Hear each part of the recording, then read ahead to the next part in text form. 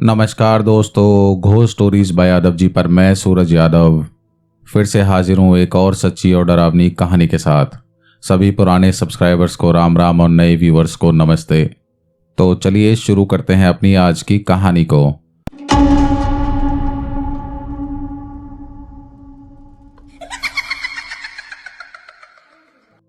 और आज की कहानी से पहले हमेशा की तरह इस बार के उन सब्सक्राइबर्स के नाम जिनके कमेंट्स सबसे ज़्यादा पसंद आए हैं, तो उनके नाम हैं बिस्कुट गुड़गांव से, मलकैत सिंह पंजाब अमृतसर से, जोन्स त्रिपुरा से, नक्श शेट्टी हुबली कर्नाटक से, मंजू सिंह लखनऊ से, पवन कुलरिया हिसार से, मर्सी असम से, प्रियंका सोनीपत हरियाणा से, नीसू हांगकांग से, उदय कपूर हिमाचल प्रदेश से, दीपक महतो नेपाल से, राजवीर कौर पंजाब से, नीलेश सिंह कोलकाता से और विवेक कुमार झारखंड से।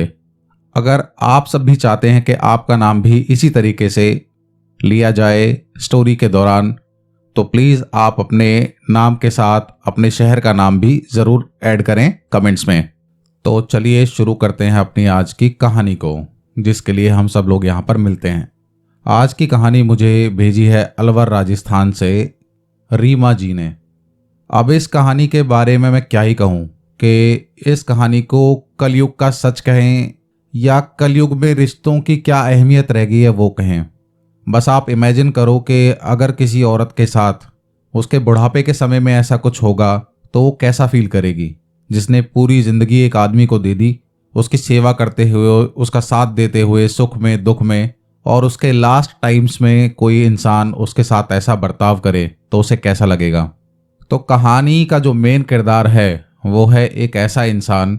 उस टाइप का इंसान आपको हर गली मोहल्ले में ज़रूर मिलेगा। आप अपने आसपास नज़र दौड़ाइए, आपको ज़रूर एक ऐसा इंसान मिलेगा जो इंसान अपनी ही ऐंठ में रहता है, थोड़ा थोड़ा बदतमीज़ होता है और उसे फ़र्क नहीं पड़ता कि मैं क्या कर रहा हूँ और दुनिया मेरे बारे में क्या सोचेगी।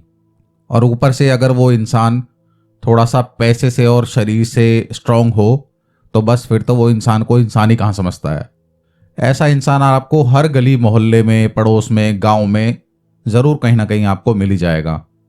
तो आज की कहानी भी ऐसे ही एक इंसान की है, और ऊपर से ये इंसान इतना बेशर्म कि इसने बाप बेटी जैसे पवित्र रिश्ते को भी नहीं छोड़ा।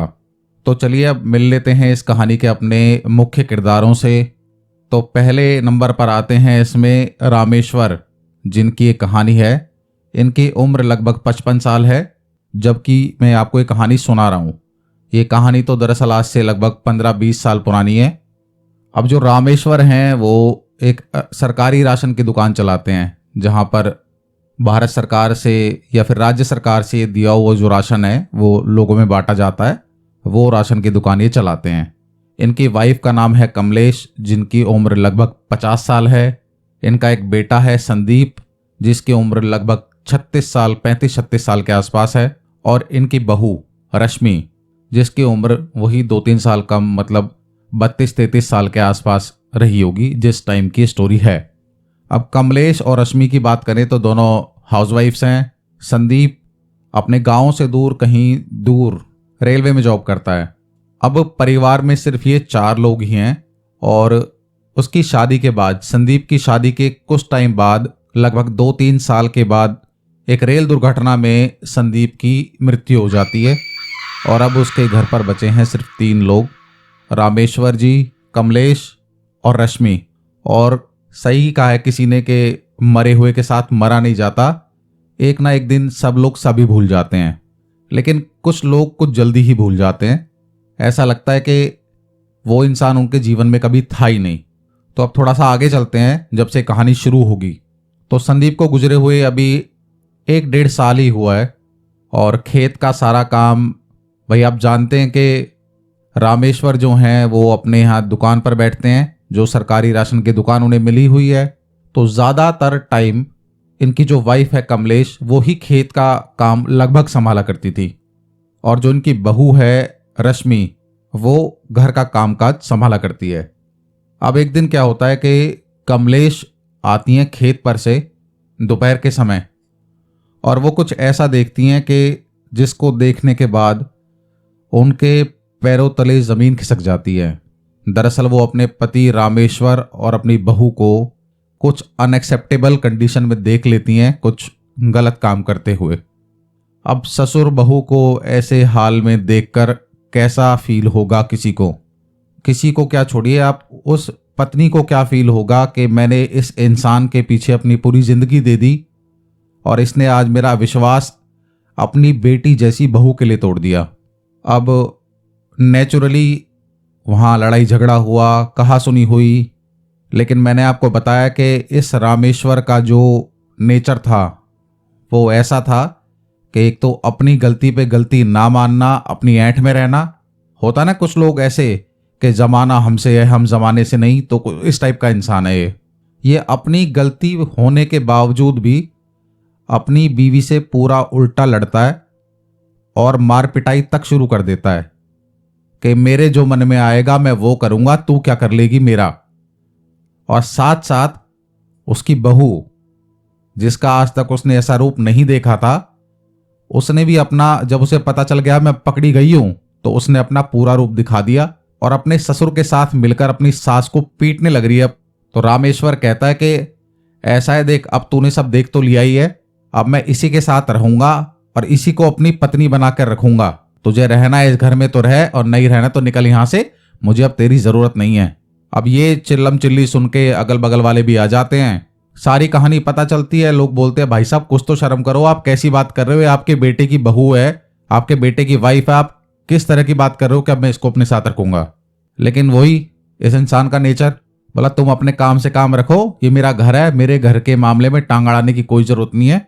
और भाई इंसान पैसे से भी थोड़ा स्ट्रांग था और शरीर से भी, और थोड़ा बदतमीज टाइप, तो इस इंसान के कोई मुंह लगना चाहता नहीं है। लेकिन इस तरह के इंसान ये भूल जाते हैं कि चाहे कितना भी स्ट्रांग इंसान हो, मोहल्ले पड़ोस की जरूरत तो सबको पड़ती है एक ना एक दिन। तुम्हें जीते जी अगर नहीं भी पड़ेगी ना, तो मरने के बाद तुम्हें चार कंधे तो चाहिए ही।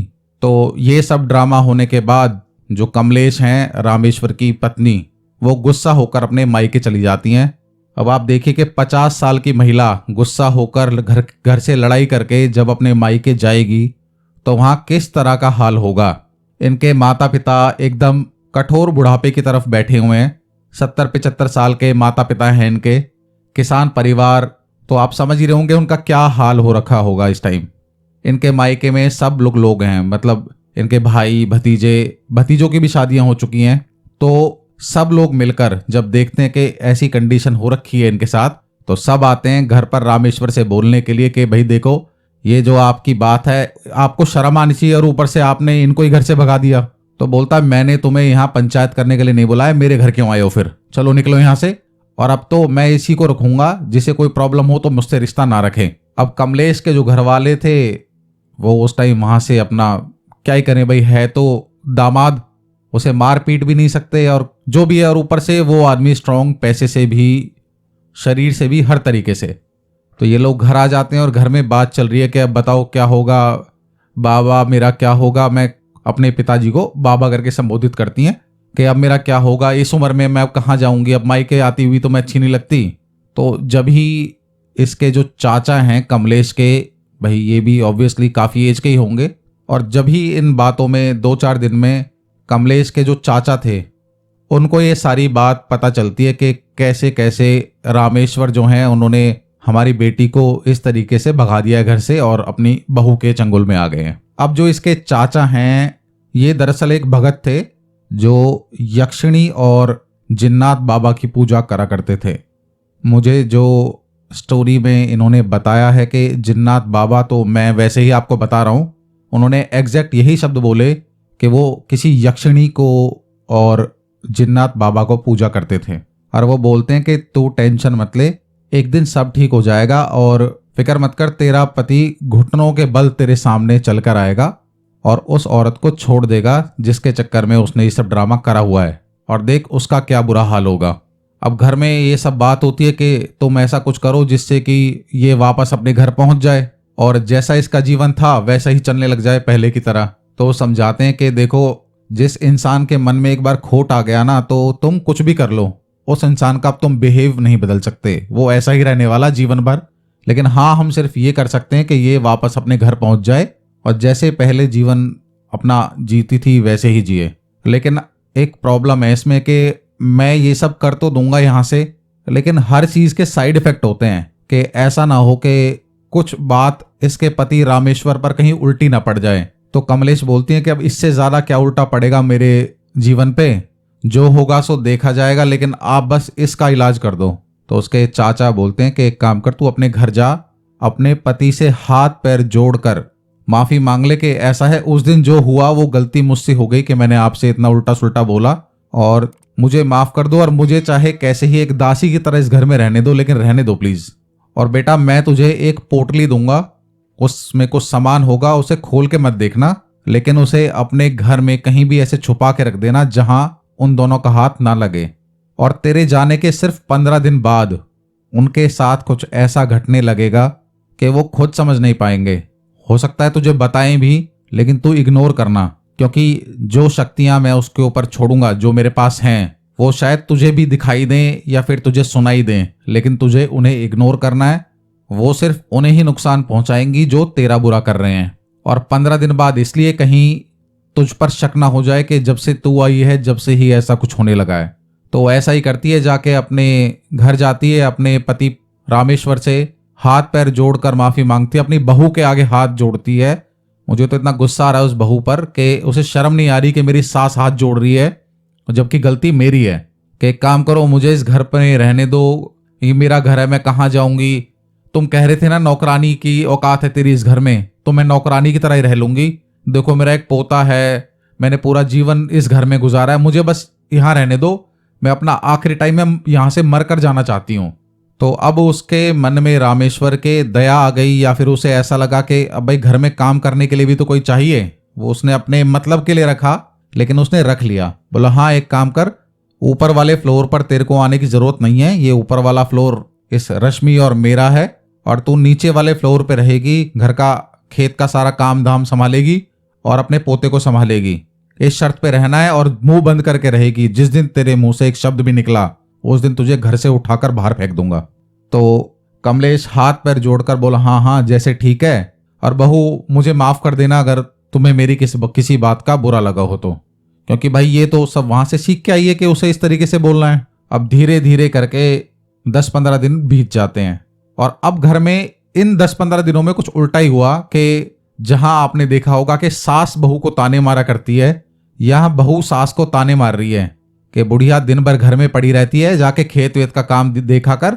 और मनुष्य जब से आई है, जब से घर में ऐसा हो रखा है वैसा हो रखा है, आप समझ रहे होंगे कि किस तरीके से वो औरतों वाली तानाकसी वो करती होगी अपनी सास पर, क्योंकि उसे तो पता चल गया कि अब तो इस घर में सिर्फ मेरी चलने वाली है। तो अब आता है वो दिन जिस दिन से उस पर एक यक्षिणी और एक जिन्नात का साया मंडराने लग जाता है, और उसे बहुत दिन तक ये बात समझ में भी नहीं आती कि मेरे साथ हो क्या रहा है। तो बात करते हैं उस दिन से शुरुआत करते हैं जिस दिन से पहली बार रश्मि को अपने घर में किसी और के होने का एहसास होने लगा। मतलब अपने सास ससुर और अपने बेटे के अलावा भी किसी और के होने का एहसास होने लगा।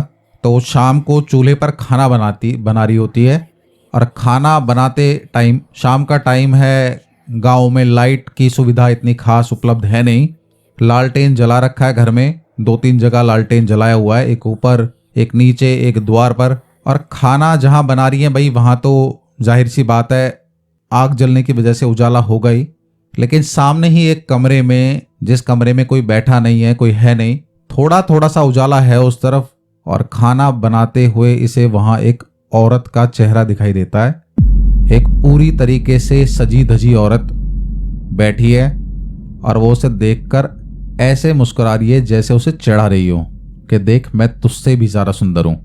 और देखते ही देखते वो कमरे में पीछे की तरफ जाती है और अंधेरे में अंदर कमरे में गायब। रश्मि खाना बनाते बनाते उठ के जाती है और देखती है कमरे में ये कोई औरत कहाँ से आ गई इस घर में, और वाकई बहुत सुंदर औरत देखी थी उसने। अंदर घुसती है और कमरे में जब देखती है तो कमरे में कोई नहीं। अब उसे पहली ही नज़र में ऐसा शक होता है कि ऐसा तो नहीं कि मेरे ससुर ने कोई और औरत भी कर ली हो और किसी और औरत को भी ले आया है घर में, क्योंकि जैसा इंसान खुद होगा, जैसे कर्म उसने खुद ने करे हैं, वैसा ही तो वो सोचेगा। अब वो होता ना कि चूल्हे में हवा मारने के लिए एक फूकनी का इस्तेमाल करते हैं, वो फूकनी उठा के चल देती है उस कमरे में और देखती है कि कोई नहीं है वहां पर। तो उसे लगता है कि हो सकता है कि मेरे मन का वहम हो और मैंने कुछ ऐसे ही देख लिया है।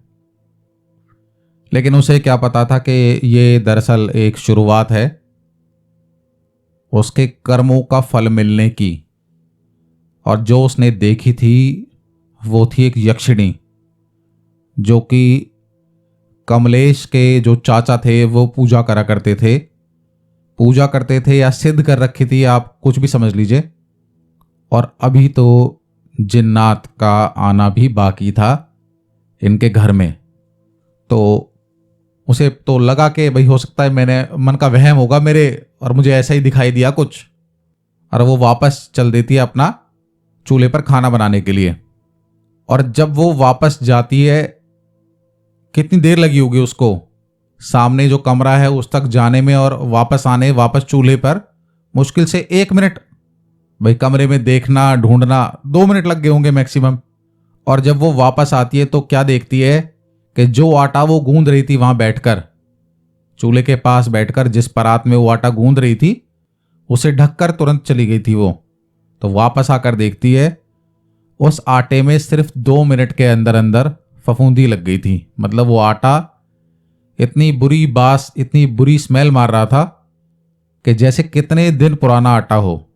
अब उसे अपनी आंखों पर विश्वास नहीं होता कि मैं अभी 1 मिनट पहले इस आटे को गूंद कर गई हूं और ऐसे कैसे हो सकता है।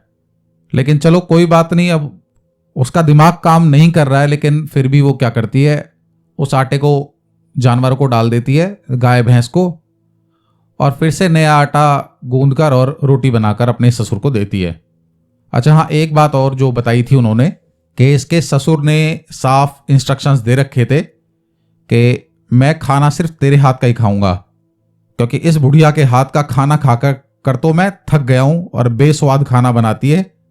तो देख, घर में सिर्फ तेरे 2 ही काम हैं, एक तो मेरा ख्याल रखना और दूसरा मेरे लिए खाना बनाना। बाकी सारा काम नौकरानी की तरह तेरी सास किया करेगी।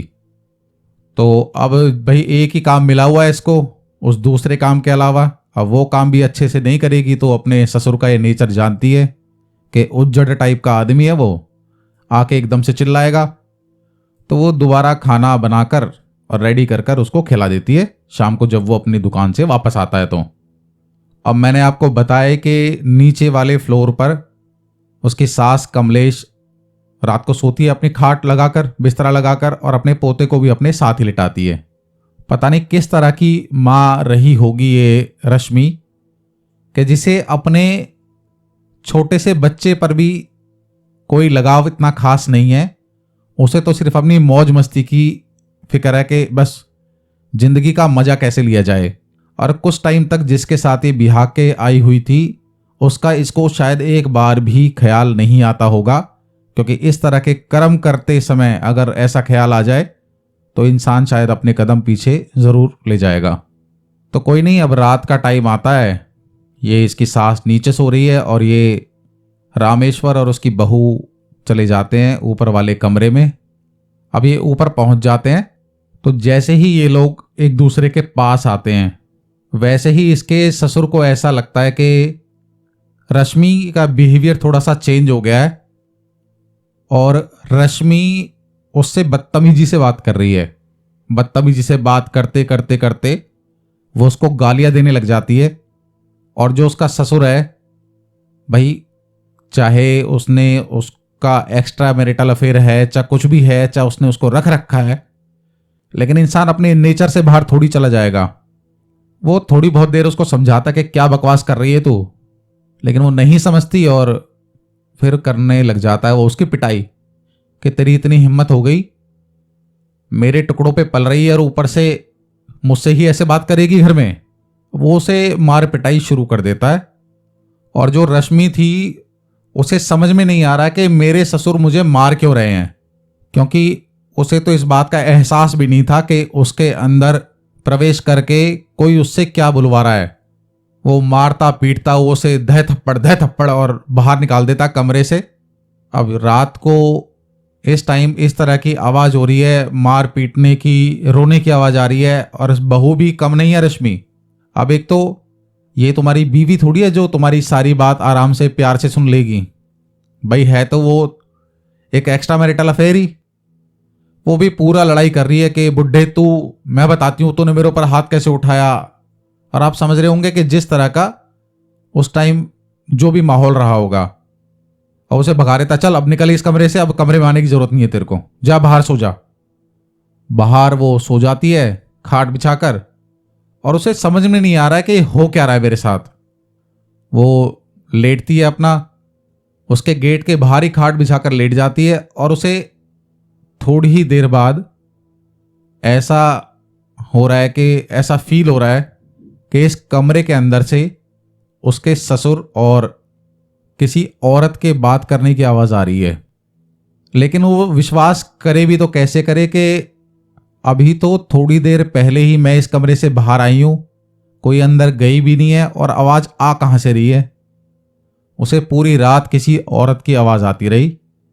और ये सब जो कारनामे हो रहे थे उसके साथ, ये इसलिए हो रहे थे क्योंकि उसके कमलेश के चाचा ने जो ये सब किया हुआ था, जो कुछ भी शक्तियाँ इसके घर में छोड़ी हुई थी, वो इस कंडीशंस पर थी कि जैसे ही ये दोनों पास आएंगे कुछ भी करने के लिए या फिर प्यार से रहने की कोशिश करेंगे, वैसे ही इनके बीच में लड़ाई होनी शुरू हो जाएगी। और ये दोनों उसके बाद उस टाइम पीरियड में एक दूसरे को फूटी आंख देखना पसंद नहीं करेंगे और एक दूसरे के दुश्मन हो जाएंगे, जैसे नोच खाएं एक दूसरे को। और बिल्कुल यही हो भी रहा था। तो अब जैसे नींद कैसे आ जाएगी उसको, एक तो औरत की आवाज़ आ रही है अंदर से, और ऐसा लग रहा है कि उसके ससुर और कोई औरत बात कर रही है। तो नीचे झांक कर देखती है एक बार उठकर कि उसकी सास लेटी हुई है खाट बिछाकर, उसका बेटा सो रहा है उसके साथ, और उसे फिर से वही औरत दिखाई देती है नीचे आंगन में टहलती हुई। पूरे बढ़िया सज धज कर एक औरत चल रही है और उसकी गर्दन इसकी तरफ, और वो इसे स्माइल दे रही है, इसकी तरफ देख के मुस्कुरा रही है, और एक अलग सी होती है ना डराने वाली मुस्कान, और वो मुस्कान देते हुए वो वापस अंदर कमरे के अंदर चली जाती है, जिस कमरे के अंदर कमलेश ने संदूक में वो पोटली रखी हुई थी। ये भगी भगी नीचे आती है और उस कमरे में जाती है। आज तो इसे पकड़ ही लूंगी। कमरे के अंदर घुसती है, कमरे में अंधेरा है, लाइट वाइट की सुविधा बिल्कुल है ही नहीं, जैसा मैं आपको बता रहा हूं। वो तो ये सोच रही है कि एक डंडी उठाती है कि आज इसका सर फोड़ दूंगी, जो कोई भी औरत ये अंदर मिली मुझे। अब उसे क्या पता था कि तेरा इंतजार ही कर रही है वो। जैसे ही वो अंदर घुसती है तो जो उसने ऊपर सजी धजी और एकदम यंग औरत देखी थी जो मुस्कुरा रही थी, जैसे ही वो कमरे में घुसी तो उसे एकदम उसका विपरीत चेहरा दिखाई दिया। एक सेकंड के लिए उसे ऐसा लगा कि कोई बहुत भयानक चेहरा उसके सामने आया और उसकी छाती को पार करता हुआ उसके अंदर से निकल के चला गया। एकदम चीख के पड़ी वो, क्योंकि वो तो देखने गई थी एक औरत को जो ऊपर से बहुत ज़्यादा स्मार्ट सुंदर दिख रही थी, और उसे अंदर एकदम राक्षसी का रूप दिखाई दिया।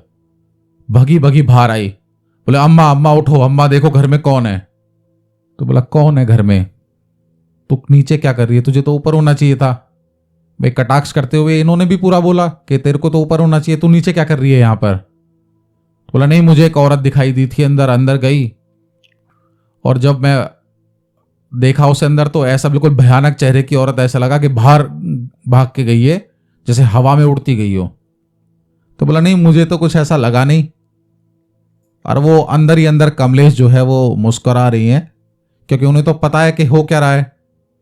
लेकिन कहीं ना कहीं कमलेश को भी थोड़ा सा डर तो लगा ये सुनकर कि अब ये सब शुरू हो गया है जो मेरे चाचा ने कहा था।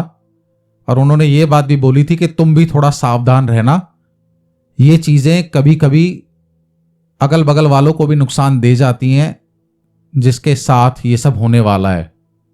अब जब से उसने वो भयानक चेहरा देखा है तो उसके दिमाग का एकदम फ्यूज उड़ा पड़ा है। उसके बॉडी में पेन रहने लगा जब से ही। और आप जानते कि जब इतना ज़्यादा पेन होगा तो कहीं वो ससुर के पास रोमांस करने के लिए जाएगी। अगला दिन होता है फिर से, दिन में बिल्कुल नॉर्मल।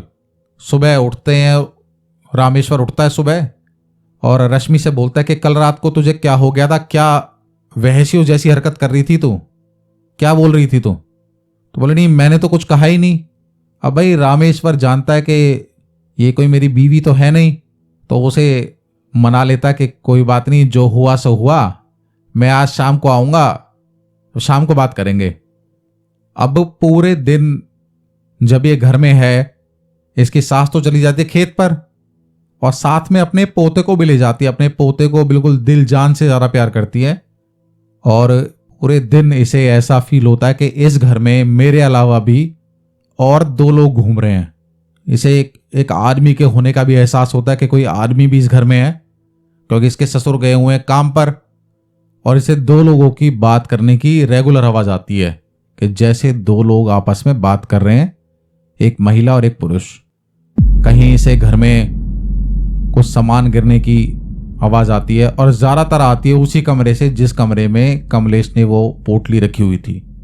बैठ के बर्तन धो रही होती है। एक बार शाम का टाइम हो चुका है, अभी ना ही इसकी सास वापस आई है ना ही इसके ससुर वापस आए हैं। जीने से उतरते के साथ ही नल का वो एरिया है जहां पर ये बर्तन धो रही हैं। अब रश्मि बर्तन धोते धोते उसे ऐसा लगा कि जस्ट मेरे पीछे जो जीना है उसकी सीढ़ी के ऊपर कोई बैठा है। तो थोड़ा सा झांक कर वो पीछे मुड़कर देखती हैं कि कोई नहीं है। वापस जैसे ही मुड़ती है अपने बर्तनों की तरफ, जैसे मुड़ के पीछे देखा और एक सेकंड में ही वापस इंसान गर्दन भी कुछ नहीं है तो वापस गर्दन मोड़ के देखेगा। तो गर्दन मोड़कर वापस जैसे ही देखती हैं तो फिर से वही भयानक चेहरा एक औरत का। मतलब उसे डिस्क्राइब नहीं किया जा सकता कि कैसा चेहरा रहा होगा वो। समझ लो जैसे उसने कोई चुड़ैल सामने देख ली हो और वो उसे जोर जोर से देखकर हंस रही है। और ये सब सिर्फ 2-3-4 सेकंड के लिए होता है उसके साथ और फिर वो चीज़ गायब। और अब की बार जो भी वो शक्ति थी घर में वो उसके अंदर आ जाती है और वो जहाँ बर्तनों को धो रही थी वहाँ बर्तनों को पटक पटक के फेंक रही है बुरी तरीके से। सारे बर्तन, बाल्टी, लोटा, ग्लास सब उसने फेंक फेंक के मारना घर में शुरू कर दिया है। अब आप जानते कि गांव में, और जबकि एक कहानी है जब आंगन खुले हुआ करते थे और बाहर का जो गेट है द्वार वो भी काफ़ी बड़ा होता था। आजकल तो सब लॉक लगा के रखते हैं, उस टाइम कोई लॉक नहीं लगा के रखा करता था जो मेन गेट है। अब वहाँ से जो आने जाने वाली और आमने सामने रहने वाली जो एक आध औरतें हैं वो देखती हैं कि ये क्या कर रही है, पागलों की तरह एकदम बिहेव कर रही है रश्मि और सामान ऐसे क्यों फेंक रही है। एक दो औरतें थोड़ी सी हिम्मत करके अंदर आती भी हैं। वैसे इसके घर कोई आता जाता था नहीं जिस तरह के इसके आचरण थे, लेकिन फिर भी इंसान देख ही लेता है कि पता नहीं तबीयत तो खराब नहीं होगी है।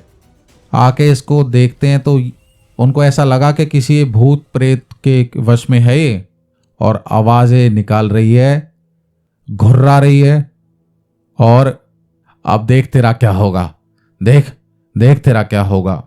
अब वो पता नहीं क्या कहना चाह रही है लेकिन बार बार कुछ बोल रही है और जैसे हाँफते हुए, गुस्से में हाँफते हुए इंसान सामान फेंकता है ऐसे ही वो कर रही है।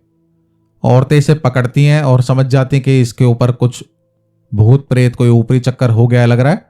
औरतें इसे पकड़ के बिठाती हैं और थोड़ी बहुत देर में इसको जैसे भी आराम हो जाता है, या फिर जो भी शक्ति थी वो नहीं चाहती है कि सबके सामने पता चले कि ये चीज़ें हो क्यों रही हैं इसके साथ। अब कई औरतें इस तरह का अंदाज़ा लगा लेती हैं कि जिस तरह के कर्म कर रही है ना, हो सकता है इसके पति की आत्मा ही इसके अंदर आकर और इससे बदला ले रही है और इसके शरीर को नुकसान पहुंचा रही है। अब शाम का टाइम होता है, इतने ही इसकी सास आ जाती है। सास खेत से आई है, सारी कहानी औरतें बताती हैं कि भाई ऐसा ऐसा तुम्हारी बहू इस तरीके से हरकत कर रही थी। तो सास भी क्या, उसे पता तो है सारा।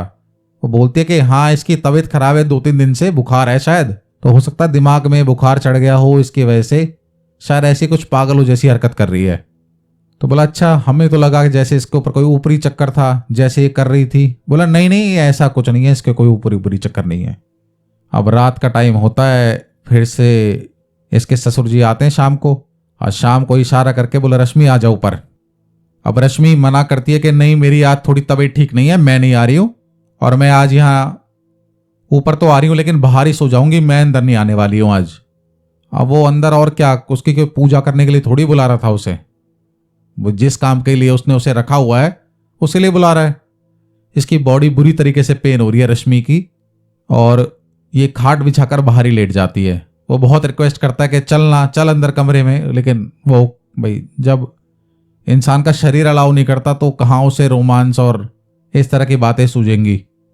तो थोड़ी बहुत देर बाद उसकी आंख लग जाती है रश्मि की, और वो 1-1.5 घंटा सोने के बाद उठती है पानी वानी पीने के लिए। जब वो उठती है तो उसे खिड़की से, जो उसके ससुर का जो कमरा है, उस कमरे की खिड़की से ऐसा लग रहा है कि कोई औरत उसके ससुर के बेड पे बैठी हुई है और उसका ससुर सो रहा है। तो वो एकदम से चिल्लाने लगती है, बोला कौन है तू, बाहर निकल, और गेट पीट रही है बुरी तरीके से, बोला गेट खोलो गेट खोलो। उसका ससुर थोड़ी बहुत देर में उठ के बोला क्या क्या है, क्यों परेशान कर रही है, जब मैं तुझे बुला रहा था जब तो तुझ पे आया नहीं गया, क्या हुआ अब। मतलब वो सब पीछे से एक लठ उठाती है और सीधे अपने ससुर के सर में दे मारती है। बोला मैंने तुझे आज एक बार क्या मना कर दिया, तूने दिखा दी अपनी जात और तूने बुला ली एक और औरत। तो बोला पागल हो गई ये तो, मैंने कौन सी औरत बुलाई है। बोला मैंने अपनी आंख से देखी, और बता तूने कहाँ छुपा रखा है उसे। अब इनके बीच में वो इसके बाल पकड़ के मार रहा है इसे, ये लठ से मारने की कोशिश कर रही है, खूब लड़ाई झगड़ा रात को हो रहा है। इसकी सास वैसे तो नहीं आती ऊपर, लेकिन वो जानती है कि क्या क्या हो रहा है, तो वो ऊपर आती है। बोला क्या हुआ। बोला इसने दूसरी औरत बुला रखी है मेरे होते हुए, तो सोचो मुझे कैसा लग रहा होगा। अब इसकी सास जो है वो मौका नहीं छोड़ती है और बोलती है कि सोच, जब मेरे सामने तू मेरे पति के साथ सोती है तो मुझे कैसा लगता होगा। और बोल के वो तो नीचे चली जाती है, और इनके बीच में ऊपर सर फूट पटाई हो रही है। और वो औरत अभी भी सिर्फ रश्मि को दिखाई दे रही है कि अंदर बैठी है, और इसको बाकी रामेश्वर को कुछ नहीं दिखाई दे रहा कि अंदर कौन है। और शायद जैसा कि रश्मि ने अपनी सहेली को, आस पड़ोस में जो कुछ भी घटनाएं होती थी इसके साथ, वो सारी एक बगल में सहेली बना रखी थी इसने। आप लोग ये भी जानते हैं कि एक विचारधारा के लोग आपको अपने आसपास मिल ही जाते हैं, और उनके साथ अपनी सारी बातें शेयर भी करते हैं लोग।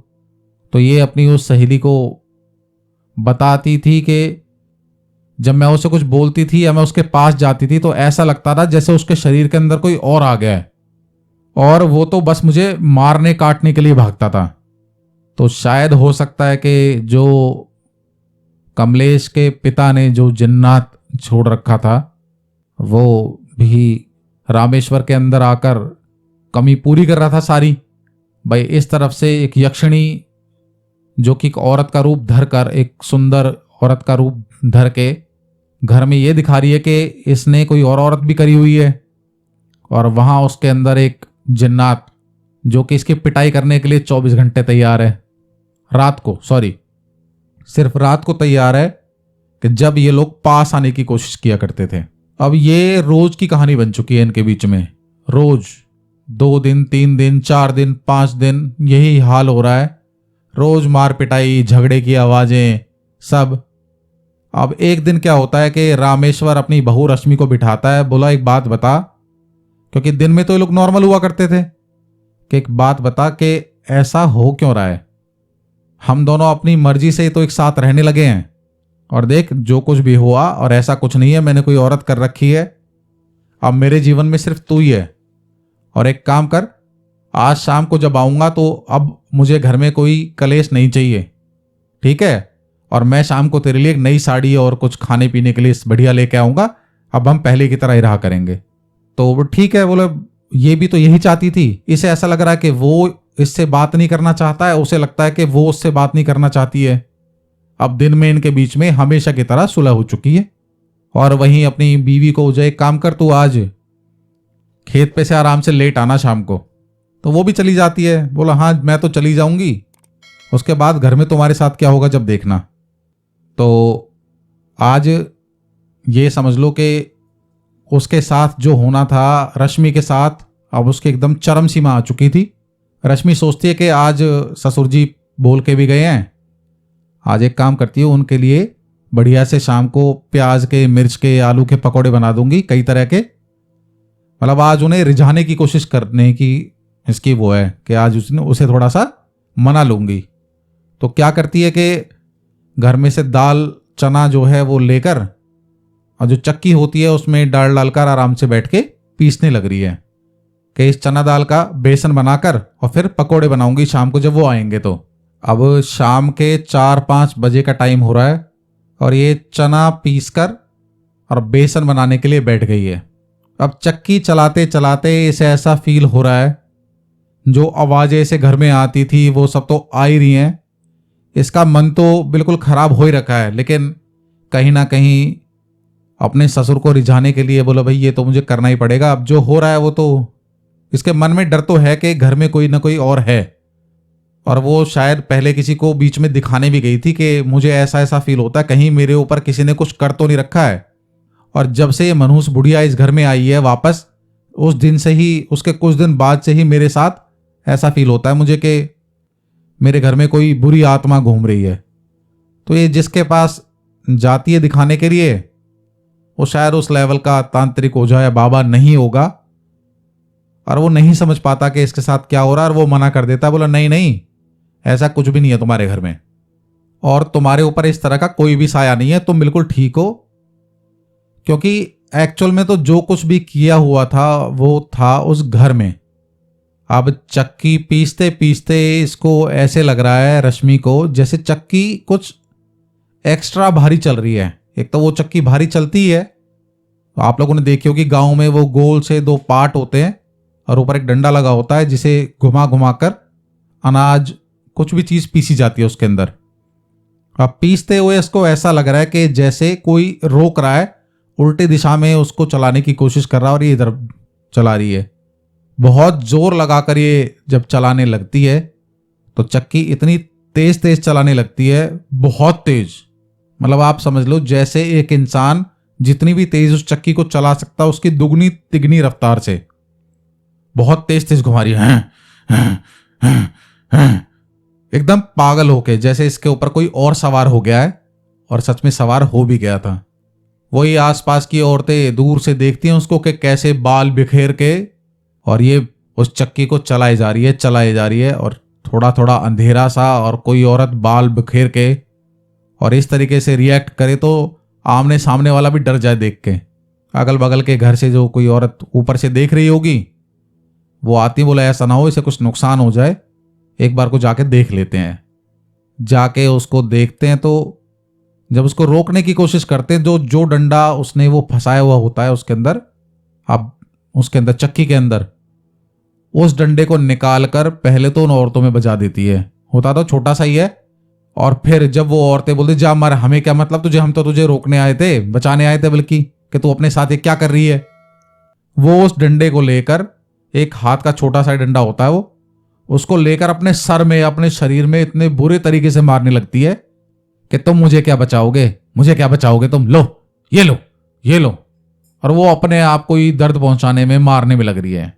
उसकी सास और ससुर दरअसल उसी टाइम आ रहे होते हैं और घर में आकर देखते हैं कि ये तो ऐसे बिहेव कर रही है जैसे इसके अंदर कोई आत्मा रखी है। अब उन्हें क्या पता कि इसके ऊपर क्या करा हुआ है। अब इसकी सास को तो सारी कहानी पता थी कि इसके साथ जो भी हो रहा है, और उसे पता था कि दूर रहना है इससे जिस दौरान इसके ऊपर कुछ ऐसा हो, वरना नुकसान मुझे भी हो सकता है और मेरे पोते को भी। और जैसे ही इसका जो ससुर है रश्मि का वो सामने आता उसके, वो उसी डंडे को फेंक के मारती है उसके, और उस पर चढ़ पड़ती है जैसे कोई शेर अपने शिकार पर दबोचने के लिए कूद पड़ता है ना, ऐसे कूद के पड़ती है उसकी छाती पे, उसे गिरा लेती है। इसके ससुर के भी चोट वगैरह आती है, और मैं तुझे मार दूंगी, तुझे नहीं छोड़ूंगी। अब गांव वाले 2-4 लोग उसे पकड़ते हैं, उसके ऊपर पानी वानी डाला जाता है, वो नॉर्मल तो हो जाती है, लेकिन जैसे ही वो नॉर्मल होती है वैसे ही रामेश्वर के अंदर पता नहीं क्या भूत सवार हो जाता है, या फिर हो सकता है कि वो जिन्नात सवार हो गया था रामेश्वर के ऊपर, और वो बहुत बुरी तरीके से मारता है अपनी इस बहू रश्मि को। बहुत ही बुरे तरीके से पीस पीस कर मारता है उस तरीके से, क्या डंडे से, क्या सामने जो लठ आया हाथ में उससे, चप्पल से, जूते से उसे एकदम अधमरा कर देता है मारते मारते। उसे सब लोग पकड़ते हैं, बोला भाई साहब मर जाएगी ये, कैसे कर रहे हो। उसे कहीं जाके होश आता है कि, और उसे जब होश आता है तो वो बोला ये क्या कर दिया मैंने। तो उसे एट लास्ट ये बात समझ में आ जाती है कि ये जो औरत है, अब मैं इसके साथ नहीं रह सकता। जब इसने सबके सामने मुझे पीट भी दिया, मार भी दिया, अब मैं नहीं रहूंगा इसके साथ, क्योंकि भाई एटीट्यूड तो है इसके अंदर वही वाला। अब वो उसे बोलता है कि एक काम कर, अब तू निकल यहां से, और यहां नहीं रह सकती तू आज के बाद, जा अपने मायके भाग जा यहां से। एक आध 2 दिन के अंदर उसे उसके मायके वापस भगा दिया जाता है। अपना बेटा ले जाने के लिए बोलती भी एक बार, लेकिन उसकी सास उसको वो बेटा नहीं देती और उसे वापस उसके मायके भेज दिया जाता है। अब बहू चली गई है मायके, बीवी से वो बोलता नहीं है, कितने दिन नहीं बोलता। एट लास्ट 2-4 दिन में वो अपनी बीवी से हाथ पैर जोड़ के माफी मांगता है कि भाई बहुत बड़ी गलती हो गई कि जो मैंने तुम्हारे साथ ऐसा किया, मुझे माफ कर दो, और आज के बाद मैं ऐसा कुछ नहीं करूंगा। मेरे समझ में नहीं आ रहा कि मैंने तुम जैसी बीवी के होते हुए भी ऐसा पता नहीं क्यों कर दिया, बस तुम मुझे माफ कर दो। अब माफ क्या ही कर दो, अब वो औरत कैसे दिल से माफ कर दे जिसने पता नहीं कितने दिन किसी औरत को अपने पति के साथ सोते हुए देखा है और पिटी है दोनों से, लेकिन फिर भी अपने पोते के लिए और इस घर में रहने के लिए वो बोलती है हाँ चलो कोई बात नहीं, माफ वाफ तो क्या है, बस ठीक है। और जैसा कि उसके चाचा ने बोला था कि कुछ साइड इफेक्ट्स भी हो सकते हैं, जो शक्तियां मैं भेजूंगा यहां से, शायद उसी की वजह से या फिर पता नहीं कैसे कुछ दिन में बीमारी की वजह से इसके पति रामेश्वर की भी डेथ हो जाती है, 1 साल के अंदर अंदर ही लगभग। और ये जो मरता है तो आप समझ लो कि बहुत बुरे हाल में मरता है एकदम। कमलेश को जब तो एहसास नहीं होता कि ये सब जो बीमारी है और जो ये सब कुछ हो गया ये क्यों हो गया, लेकिन बाद में शायद उसे इस बात का एहसास होता है कि मेरे चाचा ने कहा था कि इस तरह की शक्तियों पर कोई पाबंदी नहीं लगाई जा सकती है। एक बार इन्हें छोड़ दिया तो फिर इनके जो मन में होता है ये वही करती हैं। ये वापस जाती है अपने घर, अपने मायके, अपने चाचा के पास, और बोलती हैं कि ऐसा ऐसा है कि अब ऐसा ना हो जो कुछ हो रहा है वो अभी तक भी मेरे घर में वो सब चीज़ें हों। आप एक काम करो, अगर वो सब पोटली वगैरह मैं ले आई हूँ और जो आप करना है इसका करो, अब मैं और मेरा पोता ही है घर में, बस मैं नहीं चाहती हूँ कि अब मेरे पोते के साथ या मेरे साथ भी कुछ ऐसा हो। उस पोटली को लेके जो कुछ भी उसके चाचा ने किया होगा, बहुत ज़्यादा बुजुर्ग आदमी इसके चाचा पिताजी। अब ये जो कमलेश हैं ये भी हाल फिलहाल में इनका देहांत हुआ है और इनका जो पोता है वो काफ़ी बड़ा हो चुका है। और आज की कहानी कुछ मैं क्या कहूँ इस कहानी के बारे में, कि ये कलयुगी ससुर की कहानी है, कलयुगी बहू की कहानी है, या जो लोग रिश्ते को रिश्ता नहीं समझते उसकी कहानी है। और लोगों को ये समझना चाहिए कि जो कुछ भी आप अपने इस जीवन में अच्छा या बुरा करोगे उसका फल आपको इसी जीवन में भोग कर जाना है। और जो इनकी बहू है वो अब कहीं की नहीं रही। उसके परिवार वालों को जब पता चला कि इस भाई गांव में कहाँ इस तरह की बातें छुपती हैं, वहाँ भी इसकी कोई रिस्पेक्ट नहीं होती। दिन भर मजदूरी करके अपना काम चला रही है वो, और फल तो अब उसे भोगना ही पड़ेगा। तो आज की कहानी यहीं तक थी। आप सुन रहे थे सूरज यादव को। फिर मिलेंगे ऐसी ही एक और कहानी के साथ। अगर आपके पास भी ऐसी ही कोई कहानी है जो किसी के साथ सच में घटी हुई हो तो प्लीज़ आप हमारे साथ ज़रूर शेयर करें।